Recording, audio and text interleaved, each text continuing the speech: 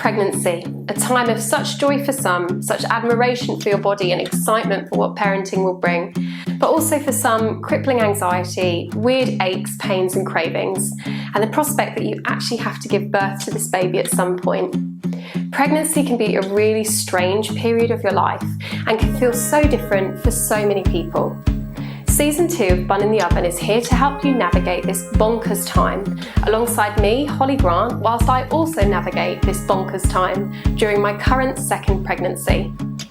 In this season of the podcast, I'm joined by experts in all areas of maternal and perinatal health in real time throughout this pregnancy to cover topics that mean you don't have to spend hours on Google, down a rabbit hole with no real evidence-based answer at the end of it all. I've worked with thousands of women over the last 11 years, and specifically since launching the Bump Plan in 2020. I've heard everything and admitted everything, so don't worry, we cover the embarrassing, gross stuff that you're not sure you want to ask your best friend. See, this is the information you wish you knew before you even knew you needed it. I can't wait for you to join me on this journey as we work out what on earth we're doing together. Enjoy Season 2. In today's episode of Bun in the Oven, I'm talking to one of my absolute favourite people to vent with, anti-diet registered nutritionist Laura Thomas, all about how to navigate your changing body during pregnancy and the postnatal period. I'm now 20 weeks pregnant and growing rapidly with what I can only describe as a future Beckham in my uterus. As this is my second pregnancy, I've been through the excitement of a growing bump the first time around, the absolute shock at my postnatal body, and the knowledge of what is to come the second time around. As someone who is pretty body confident and who is slim, white, able-bodied, I'm able to ignore the comments we can so often hear from strangers on my bump size and my due date. But for many, this period of constant and consistent body change can be tough, daunting and triggering. So in today's episode, Laura and I discuss what diet culture is and how it affects our lives, why we're in a society where people feel it's acceptable to comment on another person's body, why we put certain bodies on such a pedestal, and how this can make pregnancy and postpartum a really testing time for a person's body acceptance. Laura and I go back a long way. As a registered nutritionist, Laura specialises in intuitive eating and weight-inclusive nutrition. She supports families who are experiencing feeding and eating challenges to heal their relationship with food and their bodies. She's author of the Can I Have Another Snack newsletter and host of the podcast of the same name. She's also the author of 2 books, Just Eat It and How to Just Eat It. This podcast is for you if you're struggling to navigate the physical changes that come with pregnancy, labour and the postnatal period. If you find the pressure from the media to look a certain way during pregnancy or snap back postnatally, or if you've previously struggled with disordered eating, fat shaming from healthcare professionals or body image concerns. We hope it helps you navigate this period of your lives and allows you to show yourself kindness where possible. Enjoy. And now, ahead of this episode, a few words from our sponsor. Given the theme of this podcast, I imagine that some of you are currently pregnant or planning a family. So many women I know just aren't sure how to move their bodies safely during this changing time, or they want to stay active but need someone to show them the way and hold their hand. That's where the Bump Plan Pregnancy comes in. The Bump Plan Pregnancy is a holistic prenatal fitness plan that allows you to work out with confidence at each trimester of your pregnancy. Founded by myself, Holly Grant, the Bump Plan Pregnancy has already helped over 25,000 pregnant women stay active safely and feel empowered throughout their pregnancies. Through its trimester-specific workouts, in which I'm always at the same stage of my pregnancy as you will be in yours, extensive education hub, discount hub and growing Facebook community, you'll feel supported and part of a welcome community. Let me help you move safely through your pregnancy, maintain your fitness and strength, and enter parenthood strong and prepared for all the demands it poses. As a listener of Bun in the Oven, I'm offering you 20% per month off the cost of your monthly subscription to the Bump Plan, simply by entering the code BUN20 at checkout. To get started today, simply head to pilatespt.co.uk/the-bump-plan and enter the code BUN20 at checkout. That's BUN20 in lowercase to get 20% off the monthly cost of the bump plan pregnancy.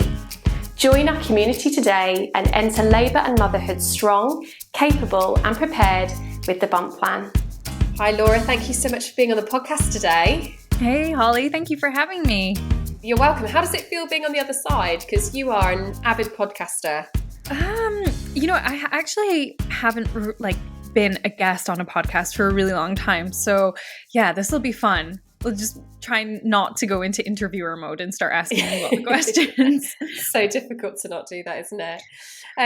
So today we're going to be talking kind of about the difficulties that women can have, pregnant people can have whilst they're pregnant, around body image and comments from other people, and how the media tend to portray pregnant bodies compared to postnatal bodies, and all of the above, and I'm sure more. But I feel like overall, what we're going to be talking about today is going to be quite heavily rooted in diet culture, which some people might be familiar with, some might not be. And you are so good at describing and kind of going against diet culture. So could you start off by kind of talking to us a little bit about diet culture and how it manifests itself in our lives? Yeah, I mean, I always find it quite tricky to give a succinct definition of diet culture because it's so insidious and it's so sneaky and it's kind of everywhere and nowhere all at the same time.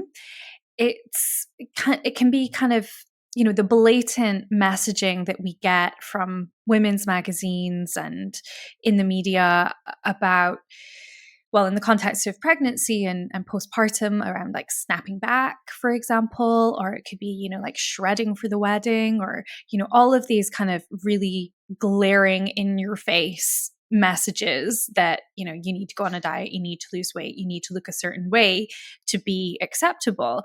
But it can also be all of these really kind of invisible things that we don't even notice, we don't even recognize that they're there. So unless we're confronted with them. So, something I'm thinking about is that in most high street shops, the clothing size might, stop at like a 16 or an 18. Or, it might be like kind of like little comments that we get from our friends and family that they're not being overt, but they're kind of, hinting strongly that, you should lose weight or look a certain way. So I guess why it's so tricky is because, yes, there are those big, obvious in your face messages that you should lose weight and look a certain way or eat a certain way. But then there are the kind of more subtle, kind of really insidious messages that we don't notice, but they're always there. And it might be, lack of representation or like a lack of accessibility to different clothing sizes, like I mentioned before. But all of this, all of diet culture, and I think it's really, really important to name that diet culture is kind of just like an offshoot of other systems of oppression. And so what I mean by that is it piggybacks off of anti-fat bias and fat phobia. It piggybacks off of racism. It piggybacks off of ableism and ageism and patriarchy. So it's kind of like the sort of nexus of all of these really problematic systems that ends up creating this hierarchy of bodies with a thin, conventionally pretty, usually white, cis, straight woman at the top of that hierarchy, or man. And then everybody else kind of gets pushed to the margins and there's less and less space, and they are more and more subjugated the further away from that sort of ideal that we get. So that's a really great summary. It's a big thing to kind of wrap our heads around because it isn't just like a quick, I can't just give this quick little definition. And because we're so used to it as well, some of the things that you're listing, as you said, are so in the background, we're not always even aware of them. And it was really interesting when we created the bump plan pregnancy, so the first bump plan, we were looking for imagery for the website originally. And, even if you go onto Shutterstock, there's lots of other ones, Yeah. a stock imagery database, and you type in, or even Google Images, and you type in, pregnant woman exercising. Wow, everyone looks exactly the same. It's white, blonde, slim. All the people, all the definitions that you mentioned, they're all sat there as well, just kind of looking really happy about life. Looking really chilled. And not only did that not represent in any way actual exercise during pregnancy, where you might be wearing like your husband's old t-shirt, and you might be looking sweaty, and you might be jumping around the living room. It also just did not represent pregnant bodies. And I've spent 11 years looking at pregnant bodies, and that is not what they look like. So even that, if that's what most businesses are able to draw from, if that's the imagery they have available to them, then no wonder we're just seeing the same bodies constantly in front of us. And so what we ended up having to do was sourcing, doing our own shoots and sourcing our own models and trying to be as diverse as possible. But obviously that comes at a cost, and not all businesses will be able to do that. So they just take images from those stock photos. But I really appreciate that you went to the lengths to do that. I think that's really ethical business practice, because, what is the I guess the antithesis of that is you, and I understand why people do this. Don't get me wrong. I've owned a small business, and I understand that, you have to try and cut costs wherever you can. But how does it make people feel? What does it leave them with if they see all of these idealized images of pregnancy, of postpartum? What you get is a bigger and bigger disconnect between the imagery that you're seeing and what you're actually experiencing in your body. And that's when that chasm that opens up between the idealized images and what we're actually seeing is where shame and embarrassment and disgust grow around our own bodies. So yet, it might, yes, it's an additional cost to you, but I think that has huge, immeasurable impact on people's well-being. I hope so. And, we also know that for a long time, brands were using non-pregnant people as models and then giving them a baby bump, like an actual padded bump. I think they still do that. They do, but I think that now I don't know if it's a law or if it's more just kind of standard practice that they have to list it now. So for example, in ASOS, if they use someone who's using a padded bump, they have to say underneath. But I do still question, why are we still using non-pregnant women to advertise pregnant clothing? Because without being too specific, it's not just during pregnancy, our bodies change in so many different ways. It's not just that we grow a bump, like everything changes. Your hips get wider, even down to like your arches of your feet change. Most of us will gain weight in the rest of our bodies as well. Our faces might look different. And so I think it's really insincere to still choose, and also unfair if you're a pregnant model who still needs to have work and get paid, to still use very small models and then simply strap a bump to them as long as you're listing it underneath. It's just, again, it's an issue where they're not representing actual pregnant people in their imagery. I mean, and again, I understand why they have to do this, but even the fact that all of the images, when we're looking at maternity clothes or nursing bras or, whatever it might be, we're again seeing models. We're not seeing just the average pregnant person. And even if they are plus size models, even if they are, actually pregnant models, they're still models and they still, they have a lot of body privilege that just the average person isn't walking around with. And so I really think it's important and helpful to keep that in mind, as a pregnant person looking and consuming and viewing these adverts. And at the same time, we really need to push the industry to change, to show more, I don't want to say real bodies, because obviously models have real bodies as well, but more representative bodies.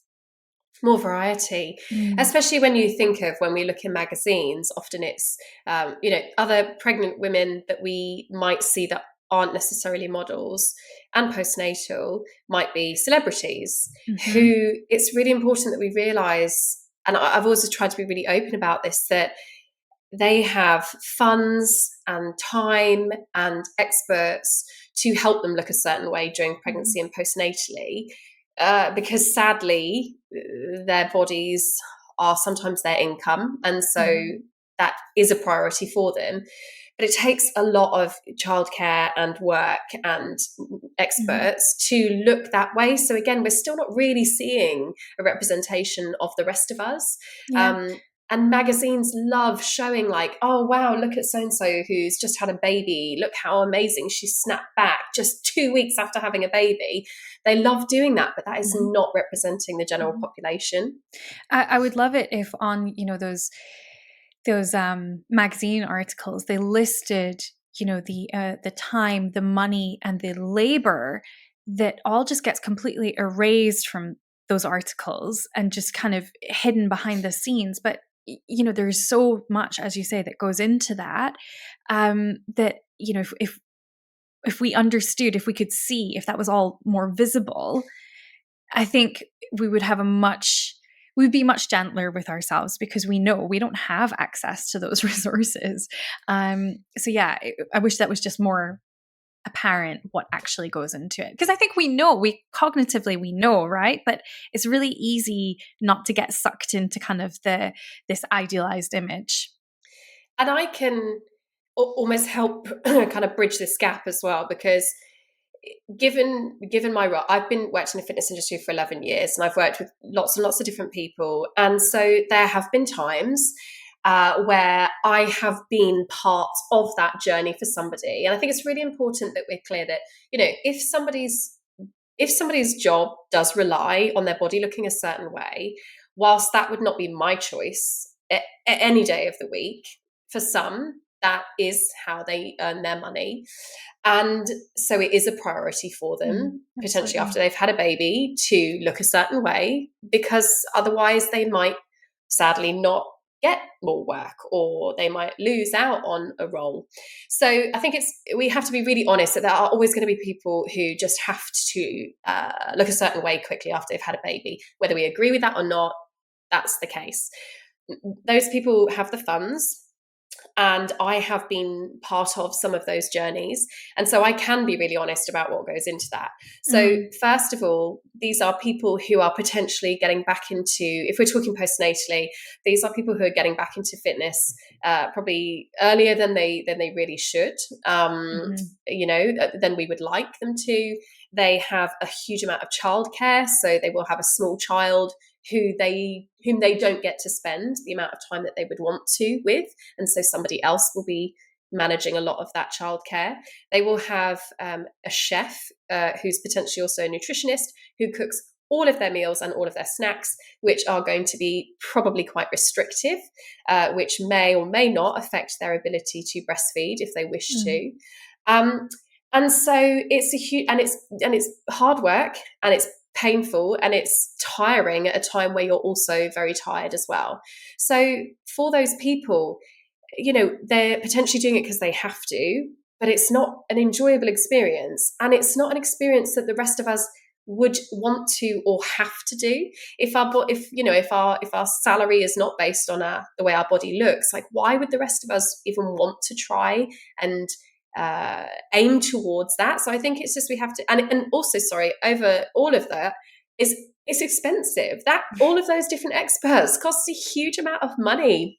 It's just that the rest of us couldn't even afford it, even if we wanted to. So I just think we have to be really open that we're looking and comparing ourselves potentially to images of women who have gone through a lot to look that way, that actually we shouldn't even really be trying to compare ourselves to. So in case anyone was looking at those images and didn't realize that actually to get to look like that quickly is a lot of heartache and money and pain. Yeah. And I think it's just a real indictment on just a broader, I don't know, I guess, whom the media chooses to use, that this level of pressure is placed on postpartum people, and that there aren't more options. I think, why can't that woman who is modeling, let's say, show up in, the body that she's in rather than the body that she's had to manufacture through this, excruciating process. So we need, I think the answer is not just, oh, well, this is everything that goes into producing this perfected image. The solution has to be a pushback against the idealized image, full stop. Like, why do they have to look that way to get their roles, to why are have we a salary, this? to go back to work? Yeah. Agreed. And why are we putting women postnatally who look a certain way quickly on a pedestal rather than celebrating, like, a new mum who's managed to actually like have a shower and get out of the house in the morning, or a new mum who is I don't know, managing to enjoy the first few weeks of parenting. There are so many other things that we should be celebrating other than how a woman looks after she gives birth. Yeah, and I suppose something I've been thinking a lot about lately, and have been having conversations both with my clients, but also on my podcasts, is this sort of one-dimensional narrative that is available to folks postpartum. So I think, traditionally we've heard a lot about snapback culture and, getting your baby body back and the 9 in, 9 out, all of that kind of stuff. Everything that we know is really, really, really problematic. And as a sort of pushback to that, which is understandable and, important in its own right, is this message of, okay, we need a bit more gratitude for our bodies. Look at this incredible thing that they've done. And yes, but both of those messages, I think, are too simplistic. They're too they are both problematic in their own right, from the perspective that, well, from lots of different perspectives. But the reality of having this monumental change to your body, to your identity, and to your life, we just cannot flatten that experience down into a couple of little sound bites. So I have a real problem with both of those narratives in different ways. But I think we need to have more conversations that speak to the both and of our experiences around pregnancy. And this is something that I touched on for the article that I wrote for the Bump Plan around sort of navigating body image and diet culture postpartum, is that we need to be able to sit with, because I suppose what I'm getting at is that both of those narratives, both of those discourses, they talk to what physically, how our bodies physically look, how they change, right? That, okay, yes, your body is bigger, but look at this amazing thing that it's done. But it doesn't talk to the tensions in our experience. So what I mean by that is, yes, our bodies have, done this incredible thing. It's a miracle, really. And you might be experiencing a lot of grief. You might be experiencing trauma from a birth that didn't go the way that you hoped. You might be experiencing really difficult, painful feelings because, this is a rainbow baby. Or you might be really unsupported.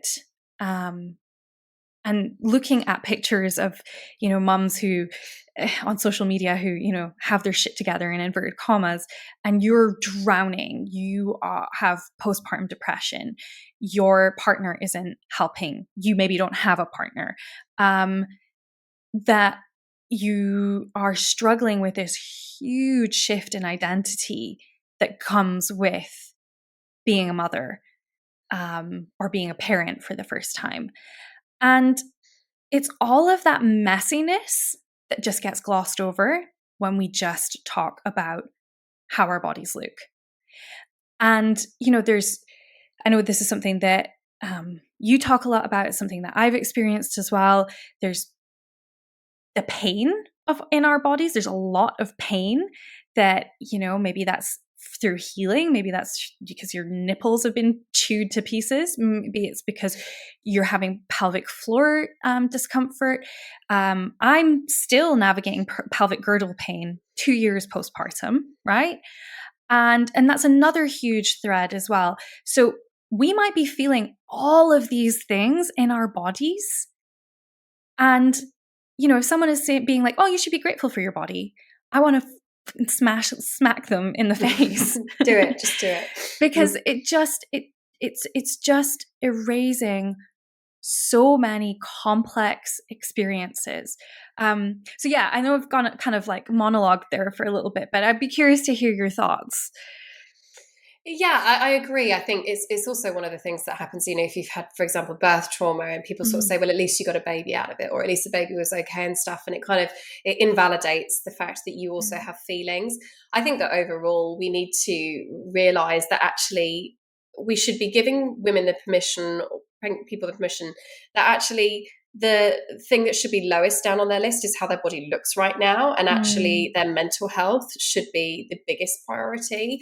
We shouldn't be having new mums that are worrying about, having to look a certain way if visitors are coming around, or, oh my gosh, I still have all this weight that I gained when I was pregnant that I haven't lost yet. Like, what we should be really doing is allowing people the opportunity to just care about how they're feeling right now. Like, are you actually managing to get some sleep? Are you managing to eat? Are you okay? Are you having some good days as well as some bad days, And I think that sadly, it often feels like aesthetics kind of overrides that, and it should not be that way around at all.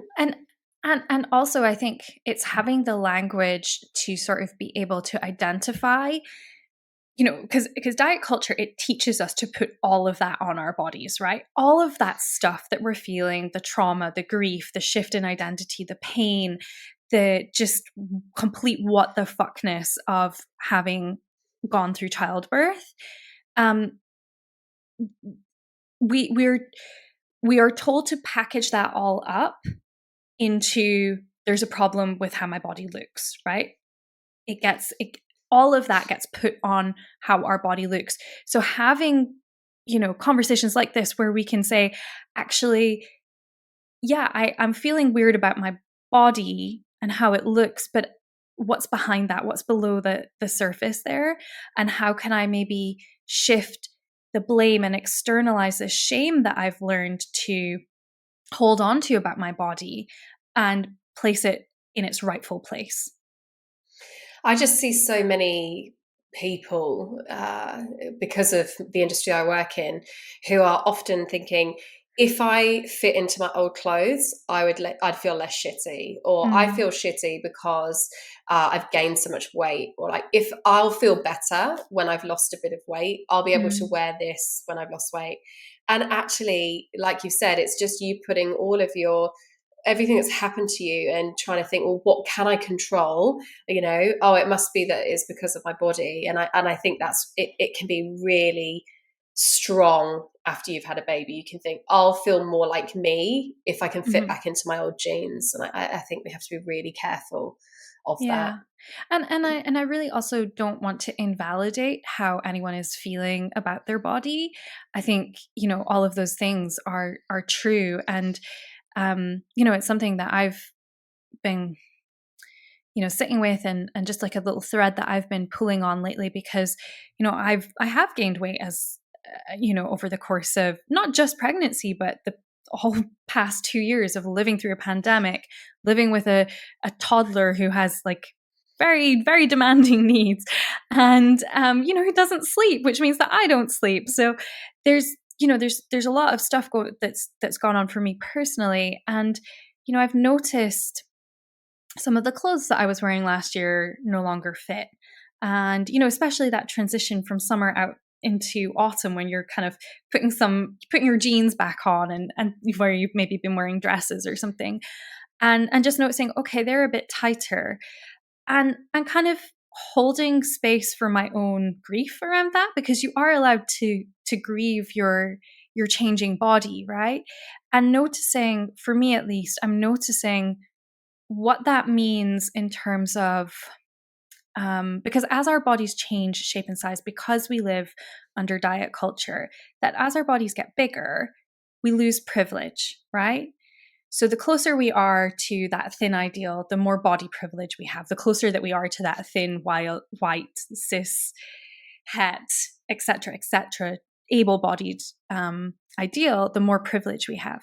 So when our bodies change, we lose privilege. And so for like a really simple example of that is, I would love to be able to go out and buy some new clothes because that would help me feel better in my body. But right now I can't afford to just go and get a whole new wardrobe. So there is some grief associated with that. And I guess wanted to hold space for people who are noticing the changes in their bodies and where it's not, something easily accessible for them to go out and just, get a new wardrobe or do the things that would maybe help them feel more at home, more comfortable in their bodies. Does that make sense? Yeah, it does. And I think that's actually a really strong theme when you're pregnant. A lot of what we tend to hear from Bump Plan members and from clients in the studio is this feeling that they've kind of lost control of their body, that just that loss of control of their body, I think, is kind of like that overarching thread that we tend to hear a lot. And that can be really difficult for people, especially if in the past they've used fitness or diet as a way of kind of controlling the size and shape of their body. All of a sudden that's not an option, quite rightly, and their body is changing. And I think that's something people can really, really struggle with. Yeah. And especially, like you said, it's not as simple as just going out and every month buying new clothes that do fit you. Every month you're thinking, oh, now these don't fit. I've got even less options of what to wear. So I wonder if we can kind of talk to people who might be going through that slightly, where there isn't anything that you can do about it or should do about it, and so it can get a bit overwhelming. So you mean from the perspective that there's this sense of feeling out of control about your body changing, but that you don't have much power to control things? I think it's that the fact that your body is constantly growing leaves them with a feeling, a lack of control that is just quite scary for them. How can they sit with that? How can they feel better about that? How can they be okay with the fact that their body is changing and they have no control over that? And this is in pregnancy or postpartum? Pregnancy. Okay. Yeah, I think, first of all, I just really would want to validate for anyone that can be a really painful, potentially triggering experience, especially if you've had any kind of disordered eating or eating disorders, or if you are a fat person. And I use the word fat in the sort of reclaimed sense, a fat positive sense of the word, rather than as a derogatory kind of term. But yeah, if you have experienced stigma, let's say, because of the size of your body, or if you've been subject to anti-fat bias, especially if you're a fat person navigating the healthcare system in a fat body, that can, there's a lot that it can be a really traumatic experience. So I think I just wanted to first of all just validate that if this is feeling difficult or painful for you, that's totally valid. And and if there's nothing that we can't really change these circumstances, you can't, well, I was going to say, you can't go on a diet when you're pregnant. Oftentimes the NHS, unfortunately, will recommend diets to people who are pregnant, which is just horrendous. But, if you've decided not to go down that path, then I think that really the only option available to you, and this is something I've been sitting with as well, is just radical acceptance and radical self-compassion towards yourself. Just, there's this fantastic video. Do you know the YouTube channel Style Like You? No. They interview all different sorts of people about their relationship with their bodies and with themselves ultimately. And there's a great a great one that came out quite recently with Adrienne Marie Brown. And she poses the question of, how would you be with your body if you didn't have to fix it? And I think that's something that I've been really encouraging my clients to reflect on as well. Like, what would it mean? What would it be like? What would it feel like to be with your body, to be in a relationship with your body, where you didn't constantly feel like it had to be fixed or changed? And that might be completely, like pie in the sky thinking. It might not feel accessible. It might even feel kind of scary for you. But I think it's a really interesting thought experiment to just be like, well, what would that be like? How would I move through the world? How would I show up in the world? Just kind of let your imagination run with that a little bit and see if there's anything there, in this thought experiment that kind of gives you clues as to how can I be more at peace with myself. Wouldn't that be amazing? I mean, it's a tall order. Don't get me wrong. Like, I think something that I'd really like to take people to take away from this is it's hard. Like, it can be really hard, especially the further your body has become from that ideal image. There are real barriers there to access, to acceptance, to care, healthcare in some instances. So again, it's the both and. It's sitting with the duality and the tension of all of this. There is no one size fits all here. No pun intended. There is no one solution that is universal for everyone. Well, let's talk as well, because we've talked about the fact that there's a lack of representation. We've talked about kind of fat phobia and this kind of thin ideal.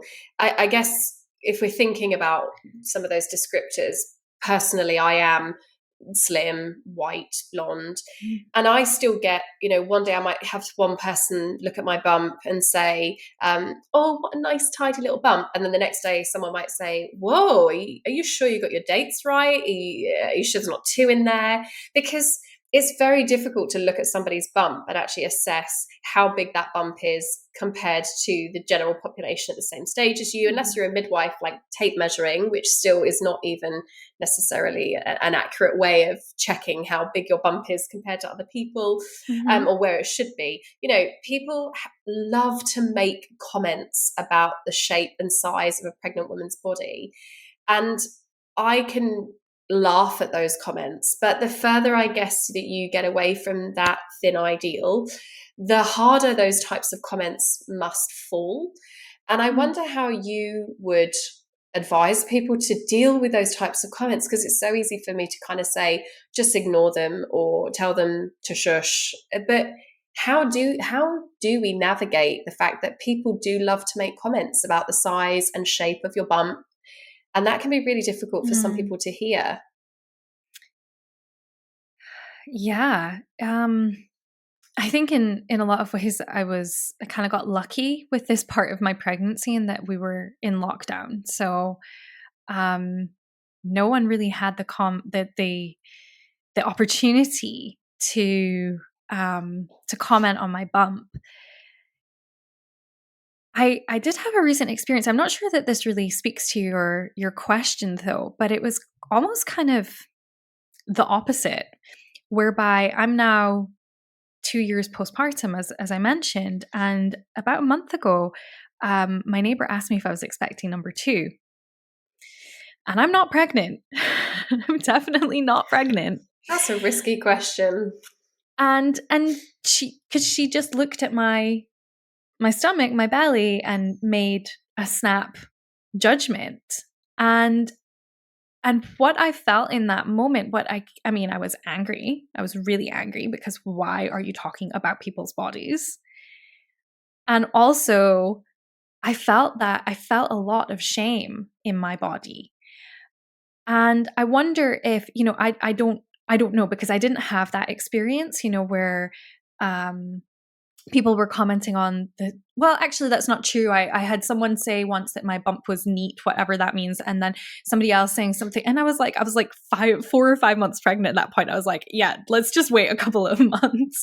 And so I guess what I'm saying is that I wonder if for people, if that experience of having your bump, whether it's too big, too small, whatever, the other person in the conversation sort of is alluding to, if that elicits a lot of shame in people, that, there's, because I've heard of friends where people have mentioned that their bump is small, feeling really like, oh my God, am I, doing something wrong? Is my baby not growing? It really, it elicits a lot of worry and anxiety at, frankly, a really already high anxiety time in your life.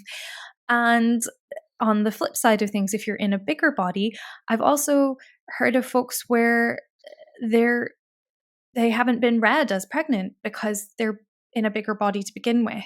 And that also must be such a painful experience for your pregnancy and this really, what can be a really exciting point in your life, just be erased, that experience be completely erased. And so I don't know that I'm really answering your question, because ultimately the answer is, don't talk about people's bodies. Don't comment on people's bodies. I remember writing a post, I don't know, not long after I gave birth, and it sort of said, if you're thinking about commenting on someone's pregnant or postpartum body, don't, right? Like, don't do it. And I think ultimately, I would like less and less comments on people's bodies. But I suppose what you're asking is, what do you do when you're confronted with someone commenting on your bump size, regardless of whether or not it's an accurate read of what's going on with your body? I think just holding in mind that your body is none of their business, and their opinions about your body are their business. And they say absolutely nothing about you, your pregnancy, how you're caring for you and your baby, none of that stuff. So, just I have a good friend who's a therapist, and her sort of like go-to mantra is like, that's their shit, that's not my shit. So that's their shit, that's not your shit. You don't have to deal with it. But also, I appreciate that it can feel painful, but externalizing that, pointing the blame outwards and not directing that back in at yourself. I really like that. I think that's just such a good idea. And you were really lucky in some ways, obviously unlucky to be in lockdown, but lucky to have missed out on those comments, because it is something we hear so often. And I think people do really get excited about a bump. I don't always think that there's malice necessarily in these comments. I think that people get really excited when they see a bump and they just can't help say something. And what they're alluding to, we might misread some of the things they say. Sometimes people say, when are you due? And I'll say Christmas Day, and they're like, really? And I'll think, oh, what? Why are they thinking I look bigger than that or smaller than that? But it could actually literally just be that they're just like, oh my gosh, Christmas Day. There is the potential that we might be misreading their reaction to our bump, but equally people do just love to just say something. And I think sometimes it's just a guess, well, that's really big or that's really small, but it doesn't change the fact that it might be really painful to hear. And I love the idea of pointing the blame elsewhere. I like that. I might try and do that as much as possible. I think that's true. For anything that we're feeling about our bodies, like I think about my toddler. He has no fucking shame about his body. None. And we weren't born with that shame. That's something we've inherited. That's something we've learned. That's something we've been indoctrinated into. And there is something powerful in that. We can redirect that shame outwards. We can unlearn it. We can externalize it. We can say, this doesn't belong to me. This is not mine to hold on to. This belongs to a system that subjugates bodies and, tries to steal our happiness from us, to steal that sense of joy and connection that we can feel with our bodies, like we do when, not everyone, of course, but that most of us had when we're children. And I think something that can be so powerful, whenever your baby finally arrives on the scene, or if you've got a toddler, an older child, looking to them as these models of how we can be in our bodies. Going back to that question of, how can you be in your body without trying to fix it? Like, I don't know, my kid is like rolling around all over the floor. He's like, knows when he wants cuddles, but he also knows like his boundaries, when he doesn't want people to touch him, when he knows when to say no, he knows when to use his voice. And I think if we can embody a little bit more of that, then that would serve us really well. I think that's really good advice. I love watching Freya, who's 3.5 now, before she has a bath and she's naked and she's running around, jumping on the bed, no shame whatsoever. That isn't there thinking, oh gosh, is this jiggling? And it's so lovely to watch. And I just watch it thinking, I hope that she always feels this way. And sadly, unless diet culture disappears overnight, which I doubt, I don't think as a girl that she will always feel that way, but I just really try and enjoy it as much as possible whilst I can see it now, in that she's naked and she doesn't think twice about what she looks like. She just wants to have fun. But a really strong protective factor to, I agree with you. Diet culture will disrupt that sense of embodiment at some point. But the research shows that for girls in particular who have, strong role models around them that can show what it means to be embodied, to, have a positive experience of embodiment, to use their voice, to stand up for what they believe in, to eat for pleasure and joy and satisfaction rather than dieting, to move their bodies for play and joy again, rather than for, trying to manipulate their bodies. All of these things will help them preserve that sense of positive embodiment in the long run. So, I suppose what it is an invitation for us to really model that for them as best we can, and we don't have to be perfect, and also to have conversations about diversity in all forms, not just shape and size, but ability and gender and race and all of these other things that are so important. I actually did for my newsletter, did a roundup of like body positive books for kids recently. So that's maybe a helpful resource for parents who are not sure where to even get started because maybe they're not feeling great about their own bodies. But you can do this work alongside your kids. Why not? Yeah, I really agree. So then you kind of touched on the fact that there's, body positive books for kids. So I wonder if it's a nice segue into kind of, for the people who are listening who are pregnant right now and who are really trying hard to stay positive about their bodies during pregnancy whilst they're changing. And we have all of this kind of outside input and thoughts and comments and media. And what would your advice be? What sort of actionable things can people do to boost their body confidence or to make sure that they get through this alive and, that they are, that they're feeling okay and enjoying pregnancy as much as they can without worrying about how their body looks? It's tricky. I guess it depends on where you are a little bit in your journey. But I definitely think if you're not familiar with concepts like intuitive eating, that might be a good place to start. I think I'm just trying to think of some resources that I've created that might be helpful. So for the bump plan, like we mentioned, I wrote an article on navigating diet culture in the pregnancy and postpartum. I can't remember if it was pregnancy or postpartum. So you wrote one for the postnatal, and then we also have the pack that you did with lots of other writers for pregnancy as well. Okay. Yeah. So I think it was kind of navigating body image during pregnancy that you contributed as well. Okay. And then I'm having conversations like this on my podcast and on my newsletter, which is called Can I Have Another Snack? And trying to really, speak to the duality, the multiplicity of these experiences, the kind of the both and of feeling, maybe like your body's doing this incredible thing, but also how difficult it can be to sit with the changes in our bodies. So definitely check that out.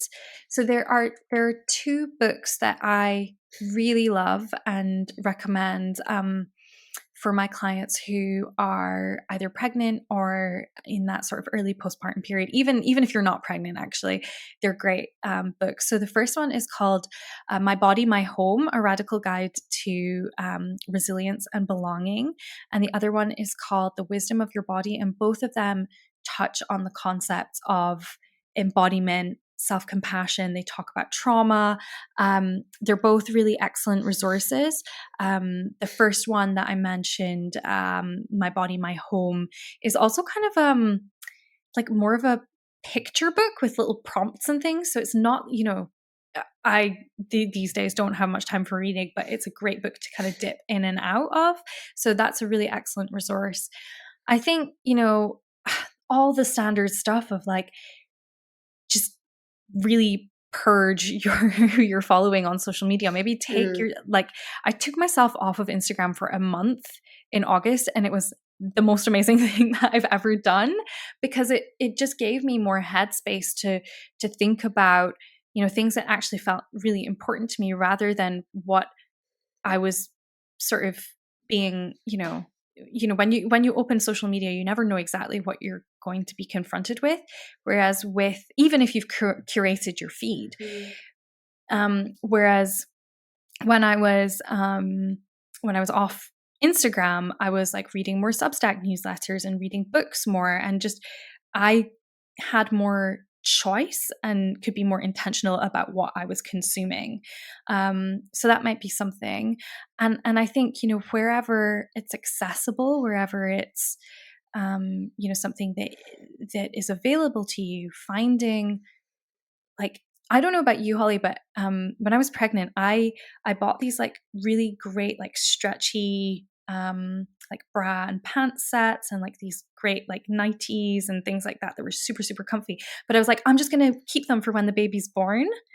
But now I'm like, wear that shit when you're pregnant. Like, just be as comfortable as you possibly can. Find moments to connect with your body, even if they're just like little glimmers throughout the day. How can you find more comfort and more connection with your body? Those would be kind of things I'd be thinking about. That's really It's great. really hard. Like, it's really hard to kind of distill this down into like a quick conversation, because this is work that I would do with clients over like months and months and months. So if this is feeling like, oh, there's no kind of quick fix for me, it's because it's hard work. It's like ongoing work. I think for a lot of people, just actually kind of introducing them to the concept of diet culture and what is going on behind the scenes, so that they then are looking at things with fresh eyes, and looking at what they're seeing on social media, and realizing that actually, like we've said, this person isn't even pregnant. So of course they don't look like me, and so I think that's probably the start of it. And for people to start questioning what they're seeing and questioning the things that are triggering them, at least that's a great start. And then, we'll make sure we put those books in the list, in the show notes underneath. And then offline as well, Laura, if you think of any others, we'll add that in as well. Sure. But I think just initially just introducing the concept that, this is going to be challenging at times, and being pregnant is physically tiring, but also can stir up all sorts of emotions. And that is not your fault. That is a product of, like you've said, diet culture and fat phobia, and how much we give the way people's bodies look so much weight in that hierarchy. And so understanding that this is not your fault, and your body is not the problem. The system is the problem, essentially. Yeah, absolutely. Point the blame elsewhere. I really like that. My husband's going to kill you. I mean, not necessarily people, but like, think about the systems, right? Like, what are the systems that are making us feel the way that we do? Like, the diet and wellness industry and weight loss industry are worth like trillions and trillions and trillions, and gaining more every year. And it's kind of a bit of a cliche at this point, but a common sort of question to ask, people, a piece of advice that people often give is like, ask yourself, who is profiting from me feeling this way in my body? And chances are it's a straight white dude. Have you seen the I Know Victoria's Secret video? that's like doing the rounds on TikTok? No. So it's, is it Jax? I think her name is. She's big on TikTok, and she babysits this little girl. And the girl was like, I guess like somebody had said something, some mean girl said something about her body. And she created this song called I Know Victoria's Secret. And it's just really catchy. You should link to it in the show notes. But it basically, it's like, I know Victoria's Secret, and he's a white dude from Ohio, right? Oh like, my God, brilliant. It's hilarious, but it's also like, it's so true. And I find that like I take there's so much hope, I think, from like Gen Z just calling bullshit on all of this stuff. Like, I think we kind of start, like as millennials, elder millennials, we sort of started this conversation, but like Gen Z are just going to take it all the way. So, there's hope for the future. There is hope for the future. Oh, Laura, thank you so much. That's been so helpful. And it's also just been really nice to just chat to you about something that I know we both feel really passionately about, and we're both quite angry about. Yes. Even if we could just make a small change, that's all we can ask for, really. So Laura, thank you so much. It's been so helpful. You're so welcome. Thank you for having me, and I hope that this has given folks something to think about. Yeah, I'm sure it will have done. Laura, thank you so much. Everyone, enjoy the rest of your day. Bye. Bye. Firstly, thank you so much for taking the time to watch this episode of Bun in the Oven, and I hope you found it helpful. For more support, do head to the show notes below to find links and supplementary reading we feel may be helpful to you. Secondly, this podcast can only help those who know about it. If you enjoyed this episode, it would mean so much if you could give it a thumbs up and subscribe to my channel. While podcasts are easy to listen to, they take a lot of effort to create, and your support in sharing Bun in the Oven will help me encourage more guests to join me for future episodes. Thank you so much for watching today, and enjoy the rest of your day.